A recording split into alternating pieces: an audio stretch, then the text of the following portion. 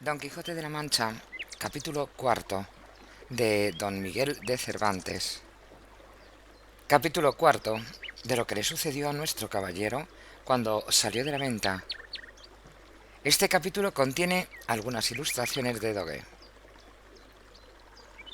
La del alba sería cuando Don Quijote salió de la venta tan contento, tan gallardo, tan alborozado por verse ya armado caballero, que el gozo le reventaba por las cinchas del caballo.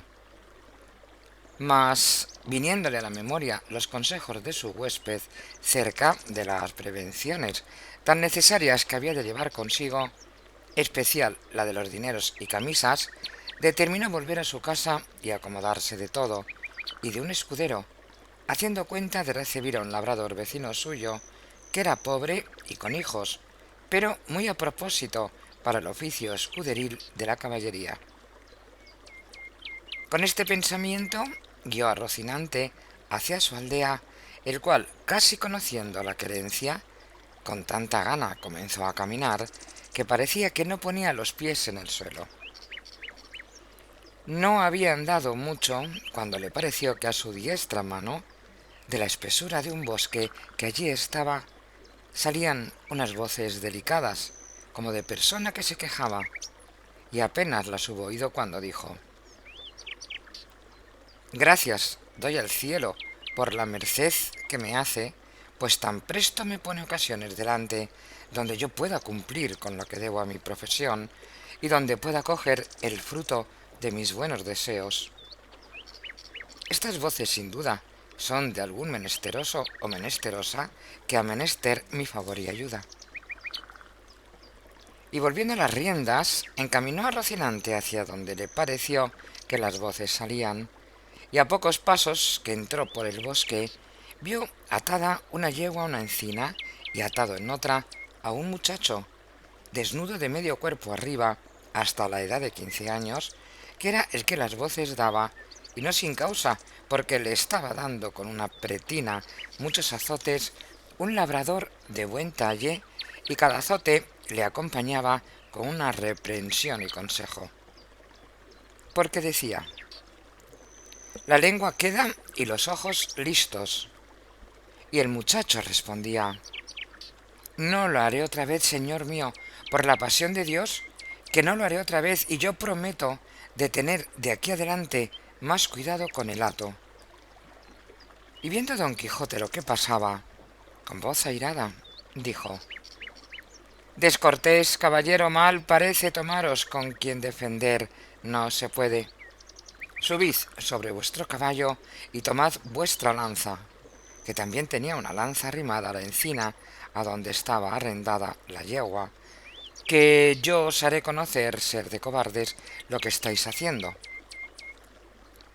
El labrador, que vio sobre sí aquella figura llena de armas, blandiendo la lanza sobre su rostro, túvose por muerto, y con buenas palabras respondió: señor caballero, este muchacho que estoy castigando es un mi criado, que me sirve de guardar una manada de ovejas que tengo en estos contornos, el cual es tan descuidado que cada día me falta una, y porque castigo su descuido o bellaquería, dice que lo hago de miserable, por no pagarle la soldada que le debo, y en Dios y en mi ánima que miente.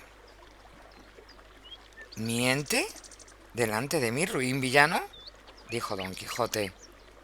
Por el sol que nos alumbra, que estoy por pasaros de parte a parte con esta lanza. Pagadle luego, sin más réplica, sino, por el Dios que nos rige, que os concluya y aniquile en este punto. Desatadlo luego. El labrador bajó la cabeza y, sin responder palabra, desató a su criado, al cual preguntó don Quijote que cuánto le debía a su amo. Él dijo que 9 meses, a 7 reales cada mes.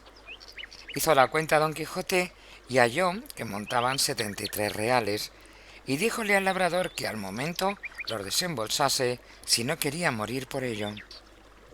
Respondió el medroso villano que para el paso en que estaba y juramento que había hecho, y aún no había jurado nada, que no eran tantos, porque se le habrían de descontar y recibir en cuenta 3 pares de zapatos que le había dado y un real de 2 sangrías que le habían hecho estando enfermo.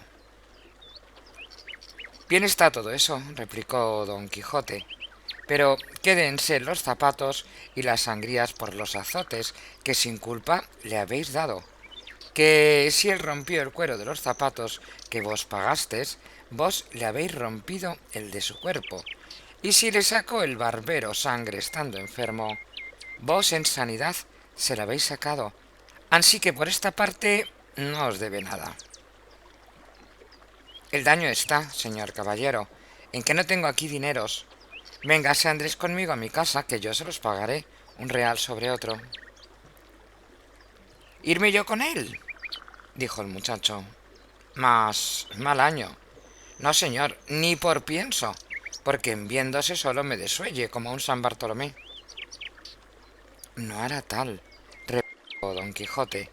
Basta que yo se lo mande para que me tenga respeto, y con que él me lo jure por la ley de caballería que has recibido, le dejaré ir libre y aseguraré la paga. Mire vuestra merced, señor, lo que dice, dijo el muchacho, que este mi amo no es caballero, ni ha recibido orden de caballería alguna, que es Juan Aldudo el Rico, el vecino del Quintanar. Importa poco eso, respondió don Quijote, que aldudos puede haber caballeros, cuanto más que cada uno es hijo de sus obras. Así es verdad, dijo Andrés, pero este mi amo, ¿de qué obras es hijo? Pues me niega mi soldada y mi sudor y trabajo. No niego, hermano Andrés, respondió el labrador, y hacedme placer de veniros conmigo, que yo juro, por todas las órdenes que de caballerías hay en el mundo, de pagaros, como tengo dicho, un real sobre otro y aún sahumados. Del sahumerio os hago gracia, dijo don Quijote. Dádselos en reales, que con eso me contento. Y mirad que lo cumpláis como lo habéis jurado. Si no, por el mismo juramento os juro de volver a buscaros y a castigaros, y que os tengo de hallar, aunque os escondáis más que una lagartija. Y si queréis saber quién os manda esto, para quedar con más veras obligado a cumplirlo, sabed que yo soy el valeroso don Quijote de la Mancha, el desfacedor de agravios y sin razones, y a Dios quedad, y no se os parta de las mientes lo prometido y jurado, so pena de la pena pronunciada. Y en diciendo esto, picó a su rocinante y en breve espacio se apartó de ellos. Siguióle el labrador con los ojos, y cuando vio que había traspuesto del bosque y que ya no parecía, volvióse a su criado Andrés y díjole: Venid acá, hijo mío, que os quiero pagar lo que os debo, como aquel desfacedor de agravios me dejó mandado. Eso juro yo, dijo Andrés, y como que andará vuestra merced acertado en cumplir el mandamiento de aquel buen caballero que 1000 años viva, que según es de valeroso y de buen juez, vive Roque, que si no me paga, que vuelva y ejecute lo que dijo. También lo juro yo, dijo el labrador, pero por lo mucho que os quiero, quiero acrecentar la deuda, por acrecentar la paga. Y asiéndole del brazo, le tornó a atar a la encina, donde le dio tantos azotes que le dejó por muerto. Llamad, señor Andrés, ahora, decía el labrador, al desfacedor de agravios. Veréis cómo no desface aqueste, aunque creo que no está acabado de hacer, porque me viene gana de desollaros vivo, como vos temíades. Pero al fin le desató y le dio licencia que fuese a buscar su juez para que ejecutase la pronunciada sentencia. Andrés se partió algo mohíno, jurando ir a buscar al valeroso don Quijote de la Mancha y contalle punto por punto lo que había pasado y que se lo había de pagar con las setenas. Pero con todo esto él se partió llorando y su amo se quedó riendo. Y de esta manera deshizo el agravio el valeroso don Quijote, el cual, contentísimo de lo sucedido, pareciéndole que había dado felicísimo y alto principio a sus caballerías, con gran satisfacción de sí mismo, iba caminando hacia su aldea, diciendo a media voz: «Bien te puedes llamar dichosa sobre cuantas hoy viven en la tierra, o sobre las bellas, bella Dulcinea del Toboso, pues te cupo en suerte tener sujeto y rendido a toda tu voluntad y talante a un tan valiente y tan nombrado caballero como lo es y será Don Quijote de la Mancha, el cual, como todo el mundo sabe, ayer recibió la orden de caballería y hoy ha desfecho el mayor tuerto y agravio que formó la sinrazón y cometió la crueldad. Hoy quitó el látigo de la mano a aquel despiadado enemigo que tan sin ocasión vapulaba a aquel delicado infante». En esto llegó a un camino que en cuatro se dividía, y luego se le vino a la imaginación las encrucijadas donde los caballeros andantes se ponían a pensar cuál camino de aquellos tomarían, y por imitarlos estuvo un rato quedo, y al cabo de hacerlo muy bien pensado, soltó la rienda Rocinante, dejando a la voluntad del Rocín la suya, el cual siguió su primer intento, que fue el irse camino de su caballeriza. Y habiendo andado como 2 millas, descubrió Don Quijote un grande tropel de gente, que, como después se supo, eran unos mercaderes toledanos que iban a comprar seda a Murcia. Eran 6, y venían con sus quitasoles, con otros 4 criados a caballo y 3 mozos de mulas a pie. Apenas los divisó Don Quijote, cuando se imaginó ser cosa de nueva aventura, y por imitar en todo cuanto a él le parecía posible los pasos que había leído en sus libros, le pareció venir allí de molde uno que pensaba hacer.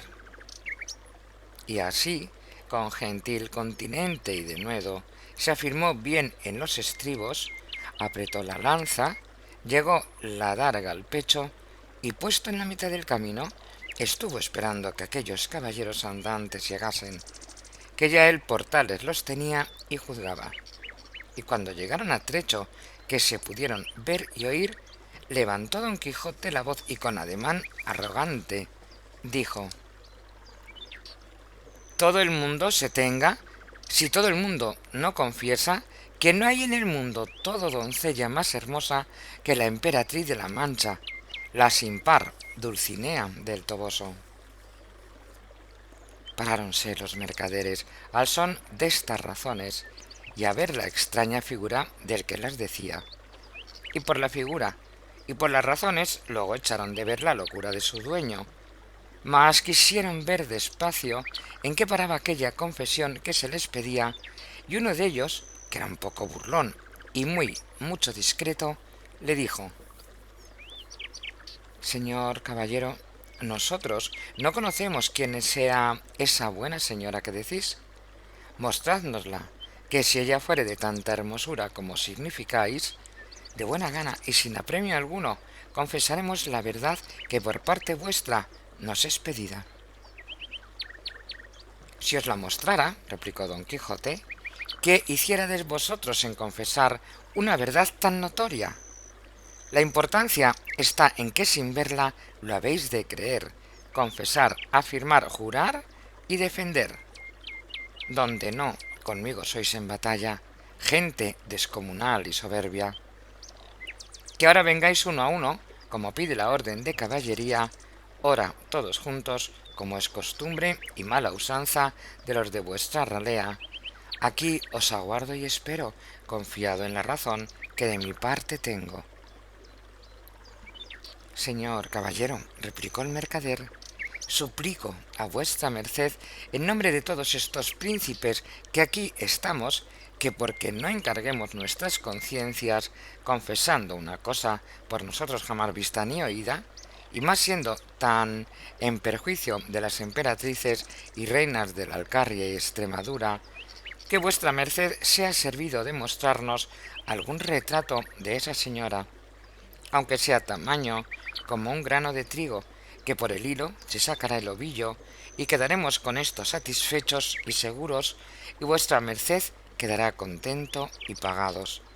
Y aun creo que estamos ya tan de su parte, que, aunque su retrato nos muestre que es tuerta de un ojo y que del otro le emana bermellón y piedra azufre, con todo eso, por complacer a vuestra merced, diremos en su favor todo lo que quisiere.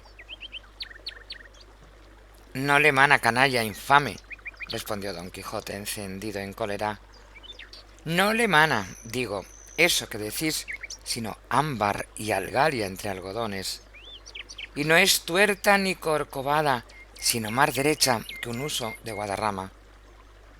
Pero vosotros pagaréis la grande blasfemia que habéis dicho contra tamaña beldad, como es la de mi señora. Y en diciendo esto, arremetió con la lanza baja contra el que lo había dicho, con tanta furia y enojo, que si la buena suerte no hiciera que en la mitad del camino tropezara y cayera Rocinante, lo pasara mal el atrevido mercader. Cayó Rocinante y fue rodando su amo una buena pieza por el campo, y queriéndose levantar jamás pudo. Tal embarazo le causaba la lanza, adarga, espuela cicelada, con el peso de las antiguas armas. Y entre tanto que pugnaba por levantarse y no podía, estaba diciendo: Non fuyáis gente cobarde, gente cautiva. Atended, que no por culpa mía, sino de mi caballo, estoy aquí tendido. Un mozo de mulas, de los que allí venían, que no debía de ser muy bien intencionado, oyendo decir al pobre caído tantas arrogancias, no lo pudo sufrir sin darle la respuesta en las costillas. Y llegándose a él, tomó la lanza, y después de haberla hecho pedazos, con uno de ellos comenzó a dar a nuestro Don Quijote tantos palos que a despecho y pesar de sus armas le molió como cibera. Dábanle voces sus amos que no le diese tanto y que le dejase, pero estaba ya el mozo picado y no quiso dejar el jugo hasta envidar todo el resto de su cólera, y acudiendo por los demás trozos de la lanza, los acabó de deshacer sobre el miserable caído, que con toda aquella tempestad de palos que sobre él llovía no cerraba la boca, amenazando al cielo y a la tierra y a los malandrines que tal le parecían. Cansóse el mozo, y los mercaderes siguieron su camino, llevando que contar en todo él del pobre apaleado, el cual, después que se vio solo, tornó a probar si podía levantarse, pero si no lo pudo hacer cuando sano y bueno, ¿cómo lo haría molido y casi deshecho? Y aún se tenía por dichoso, pareciéndole que aquella era propia desgracia de caballeros andantes, y toda la atribuía a la falta de su caballo, y no era posible levantarse según tenía abrumado todo el cuerpo.